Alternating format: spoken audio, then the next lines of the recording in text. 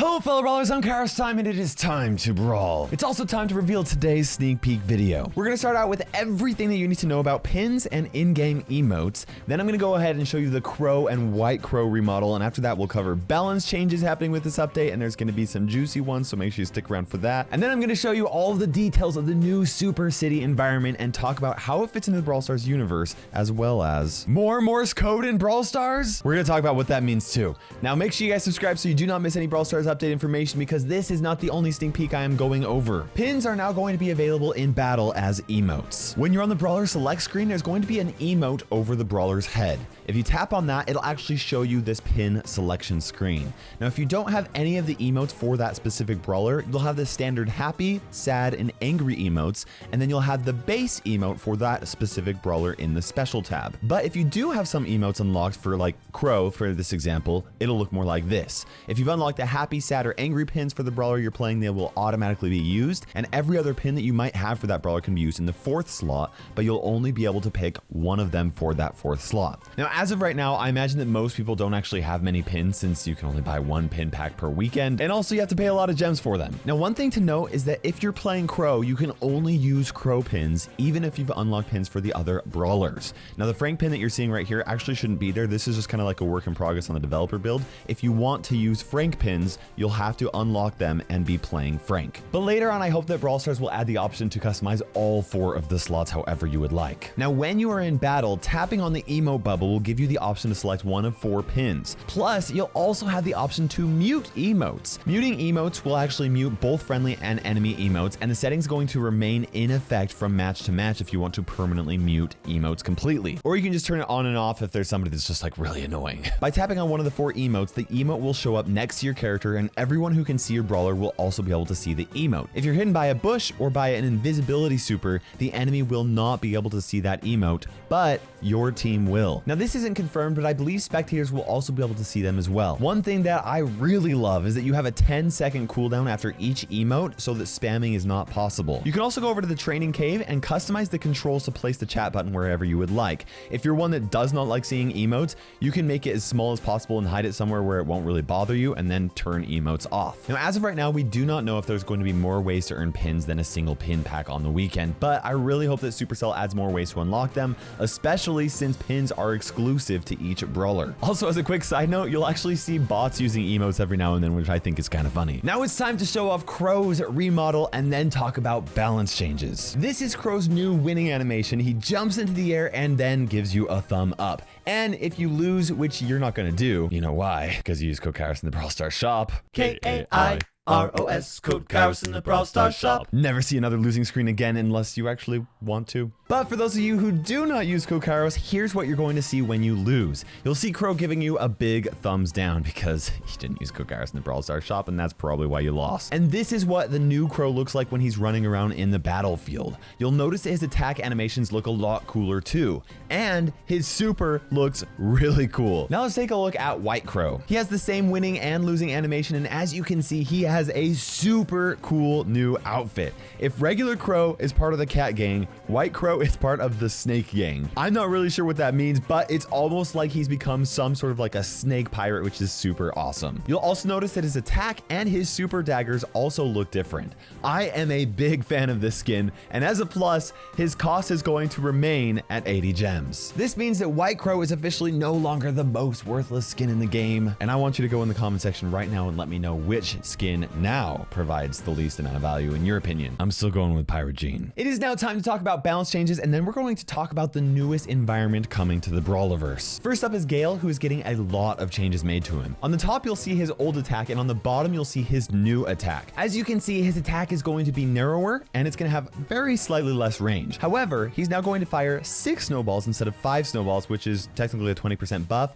but the damage for each snowball is being nerfed by 11% from 505 404 damage down to 448 damage at max level per snowball. Here's what you need to know from all of this. Gale is going from being able to hit a regular size target with 3 snowballs to being able to hit them with 4 snowballs. This is actually a 16% buff to Gale's normal attack damage from 1,512 per hit to 1,792 per hit. His range is slightly shorter, but he's going to be able to hit his targets much more consistently now. He's going to be able to 2-shot Barley, Bee, Crow, Piper, Spike, and Tick, and he's also going to be able to 3-shot BB, Bo, Ems, other Gales, Jean, Mortis, Sandy, Shelly, and Terra. He's also going to be able to take out the following brawlers with 1 less ammo as well: Bull, Carl, Daryl, El Primo, Frank, Jackie, and Pam. That's 1 less ammo to take out 22 of the 38 brawlers in the game, which is a crazy good buff, but that is not the only buff that Gale is getting. Gale's super is also getting a few reworks as well. His super is now going to have a slightly shorter range, but its effectiveness at pushing brawlers back is going to increase by 2 tiles. Also, Gale is no longer going to be knocked back when he uses his super. I think this is going to make Gale a much stronger brawler in a lot of ways. Up next is Nani, who's going to get 2 buffs to make her much easier to play. Nani's health is getting an 8% buff from 3,360 to 3,640 at max level. Now for reference, that's the same amount of HP as Brock and Rico, which is going to help her survive 1 more ammo from 7 of the 38 brawlers. It's not a huge buff, but it does help. What I'm really excited for is Nani's second buff. Nani's main attack projectiles will now travel extra distance if they miss their target. After the 3 projectiles converge at max range, they'll continue for an additional 3 tiles, which not only greatly increases Nani's range to be longer than most brawlers, it's also going to make it a lot easier to hit Nani's shots if you miss the target. Mostly, I think this is going to greatly improve Nani's auto-aim capabilities for people who really rely on it, while also allowing Nani to be a high-skill, high-reward brawler for the pros who rarely auto-aim. Next is Dynamite, who's getting a buff to his fidget spinner gadget. When he uses it, his movement speed is going to increase very slightly.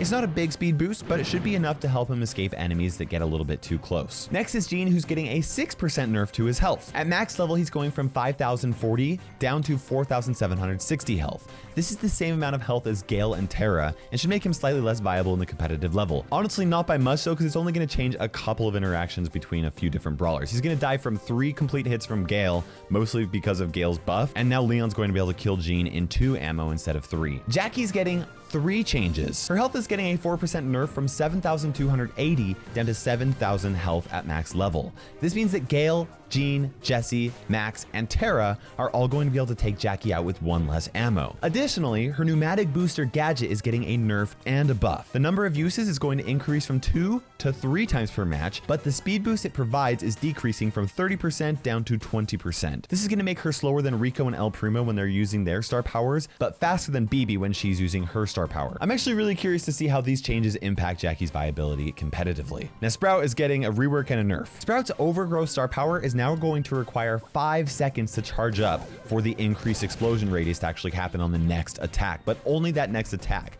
However, rather than it only happening if it misses a target, it will always explode at the increased radius. This should give Supercell more options in balancing the star power. Now additionally, Sprout is going to require 5 hits instead of just 4 hits to charge its super, meaning that Sprout will have their super a lot less frequently. Mr. P's tin can star power is getting replaced with another one called Revolving Door. This star power will make it so that Robo Porters will respawn 3 seconds faster after being defeated. So rather than requiring a 4-second respawn time, they will respawn after only 1 second.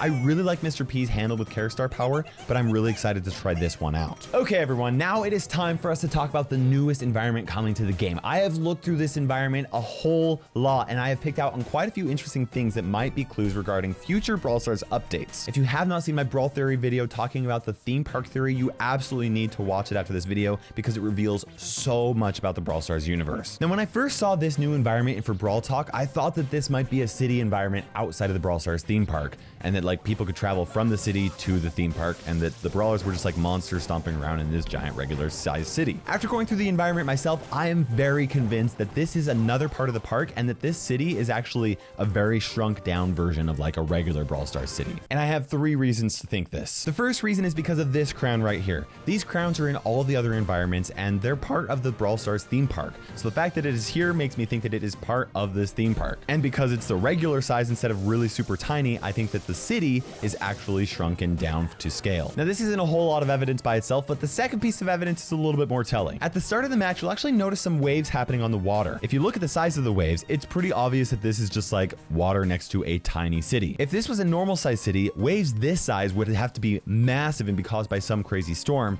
However, it's nice and sunny outside. But if this is a tiny city, waves this size could just be caused by a slight breeze, which is another reason I think that this is another part of the Brawl Stars theme park. But the third piece of evidence is even stronger. At the beginning of the match, you'll actually be able to see Max and a blacked out overlooking the city while standing on what looks like a giant bridge. I had to cover up parts of the image because I can't show that to you until the future sneak peek. Now, if this is a normal size city, this structure overlooking it is massively huge. I cannot imagine anything like this being actually built over a city like this because it's so big.